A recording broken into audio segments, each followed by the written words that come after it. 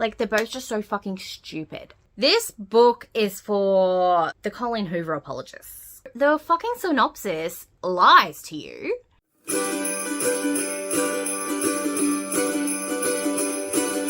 Hi, my name is Sasha. Welcome back to my channel, Sasha Reads, and these are the worst books that I read in 2023. At the moment, I've read like 173 books, and I have had some good ones, and I've had some doozies.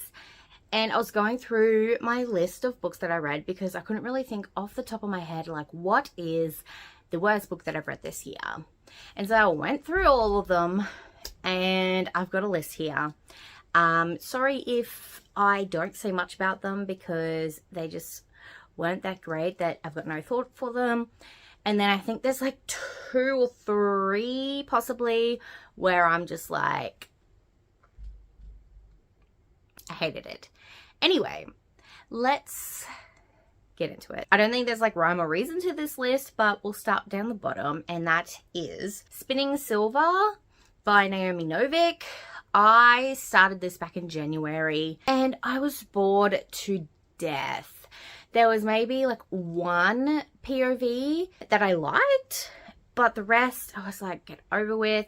And it was all just very, I don't know, I just could not care less about what was happening.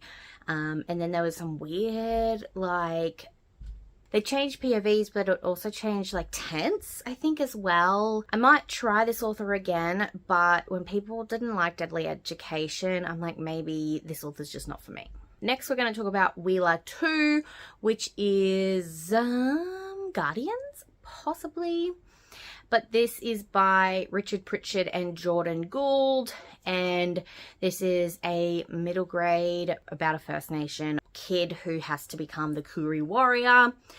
And I really enjoyed the first book. I think I gave it 4 stars, but the second book, I DNF'd it. It was a lot more immature than the first one, and I know I'm not the target audience, but I enjoyed the first one, so I think I'd enjoy the second one. But no, it was a lot more immature. There was a lot of like fart jokes and bum jokes, and there's just a whole cast of characters you can't remember like who is who, and yeah. It's not for me, and I think because I am getting older, maybe I'm just not into middle grade anymore. But hey, you live and you learn. This next one was unfortunately a recommendation by Meredith, and I hated it. I read this one in January as well, and it is called Kami-sama Kiss. It's a manga. I can't remember who wrote it, but Meredith said, if I liked Inuyasha, I'll like this. I did not like this. It was, I mean, the story was okay. Let me just lower you. So it's about this girl who becomes homeless, and she gets roped into becoming a guardian for this shrine. And so she has to like help these people do something. Anyway, you have all these weird gods come along and like ask for help, and she helps them out. But there's this one who's like 1,000 years old, and she's like, I fell in love with this 8-year-old boy because his tears were just so beautiful, and now he's like in his 20s and I need your help. Make him fall in love with me.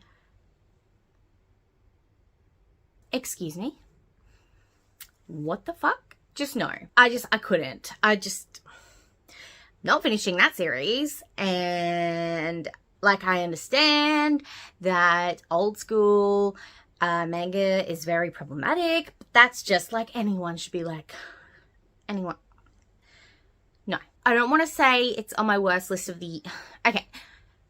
Twisted Hate by Anna Huang. It's still a good book. I'm pretty sure I still gave it 4 stars because I love like the fake dating, hate to love tropes.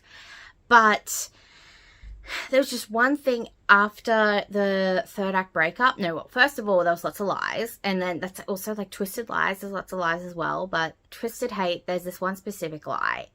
Hated it. And then after the other person found out and they broke up, they had like breakup sex. And there was just something. No, actually, I think they still had sex even though that person was angry. And they were just very mean to the other person during the sexy times, and it just wasn't cool. Like, I I was just disgusted and I hated it. Yeah, they should be angry. This person lied to them. But you still having sex with them even though you don't want to, but you like want to punish them, and so you're doing rough sex with them. Like, if it's consensual, it's fine, but it wasn't consensual and I didn't like it at all. And that's why I really don't like this book. Like, that's why Twisted Games is top tier for me, because it's just the best relationship. Like, and I feel like they're just the most well-rounded too, because Reese motherfucking Larson is not some like doctor type billionaire or anything. He is a bodyguard and he will tell it to you straight. His head is not up there with the rest of the weirdos. Anyway, I don't know how I turned this into a Reese Larson love, but here we are. We Spread by Ian Reid. This was like on everybody's favorites list last year. So I read it and I'm pretty sure I gave it 2 stars. I think I was just expecting more because it was everyone's favorite, but I just could not care less about this old lady who thought she was losing her mind. And then for a book club, we read Enclave by Claire G. Coleman. I think the whole consensus for this book was it just wasn't well liked. I think it wasn't executed. Like, the plot was there. The plot was top tier. It just wasn't executed well. If You Change Your Mind by Robbie Weber. It's a cute YA queer contemporary. I'm here like, oh, I love YA contemporaries if they're queer. But that just proves that I don't know why I can't. There was something about, I think it was just meh for me. It was a 3-star. It was just meh. I didn't love it. I didn't hate it. I don't know. And I don't know if I want to pick up his next book. I think I'll try to read it. But if I'm not a fan, I think I'm just going to have to say, sorry, Robbie Weber, you're just not the author for me. The next books on this list is Empress of a Thousand Skies by somebody. I can't remember. I don't have any of the books with me because this was just off the fly. But this book was so fucking boring. I can't believe I read the whole thing. I thought it was going to give me some like space adventure, like Lost Princess moment. And I thought like the exiled guard and the lost princess were going to get together and save the universe. But they don't even meet in this book. So the fucking synopsis lies to you. They're just both POVs about what they're both going through. And I'm like, no one cares. Let's talk about Longshot by Kennedy Ryan. This book is for the Colleen Hoover apologists. I don't know why people like it. I couldn't. Like, abusive relationships are just not for me. And when you have a baby with this person, I don't know. Like, I understand for some people it is so hard to get out of those relationships. But like, once you bring kids into it, I don't know. I've never been in that situation, so I can't comment. But still, like, it wasn't just that. It was the male main character was all, oh my God, she's so beautiful. She's so pretty. I love her. Why is she with my main enemy? And then they're just like hooking up in a closet while she knows that her boyfriend has eyes on her. And he's like, they're both just so fucking stupid. I don't know if I want to read any more from this series. I want to read the one Kennedy Ryan book before I let go. But if that's gonna suck, then I have a feeling that she might not be the author for me, which sucks because I wanted to like her, but I don't. Caldorus by Lynette Noni. This book, I am so sad that I hated this book. I was so excited to get more stories from this world because I completely finished the whole series this year because my friend and I, Ash's Adventures in Books, we co-hosted a read-along of the whole series, and when she announced Caldorus was coming out, we were like, yeah! And then we read it and we're like, no. Like,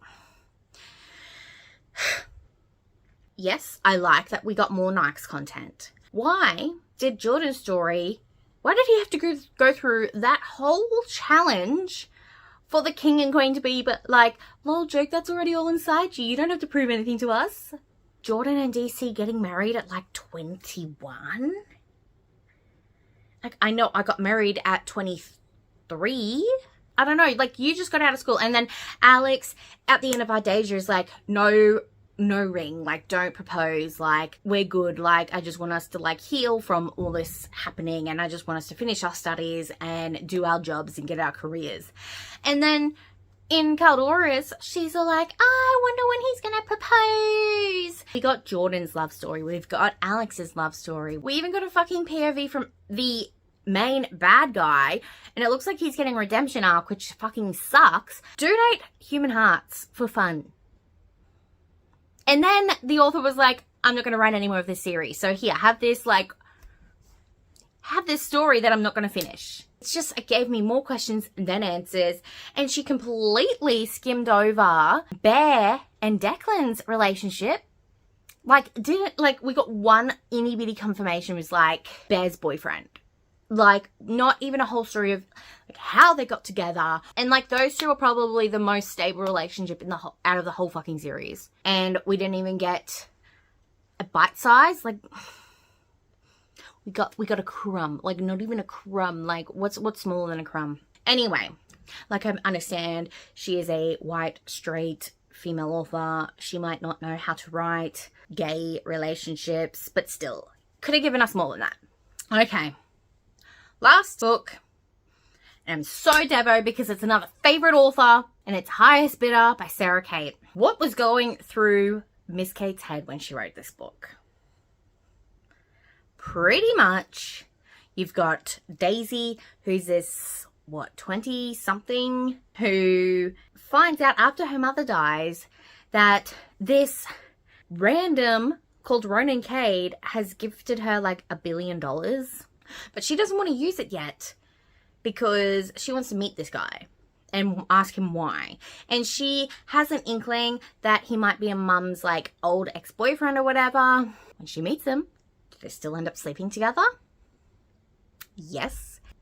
Ronan has no idea at all. He's just like living his life, and then Daisy just walks on in, and he's like, I'm just gonna take care of her because she's living in a van. And she's like, oh, I'm just gonna pretend. And he took her to fucking Paris, and she was so mature because she noticed that the air hostess was flirting with him, but he didn't say anything about it. And she's like, oh my god, just go be with her. And it's just like, act your age. There's already like a 30 fucking year age gap or something. 40 year age gap. But I don't know. And then they end up having kids. I don't know how that's going to work. The kid's going to be in fucking like year 7 and dad's going to die. Like, imagine being fucking 90 and you're at your kid's graduation. The story wasn't executed well. It was posed as mum's ex-boyfriend. So I thought it was going to be taboo, like QB Tyler taboo, but it wasn't. Like, he had no idea who the fuck she was. There you have it. That's my worst books of 2023. Let me know down below what your worst books were. If you have any of the same feelings as me, let's rant together. Don't forget, you can like, comment, and subscribe if you want to see more videos by me. I am doing 12 Days of Bookmas this year, so you will see me again for another video tomorrow. But I hope you have a wonderful, wonderful rest of your day. I'll see you next time. Bye.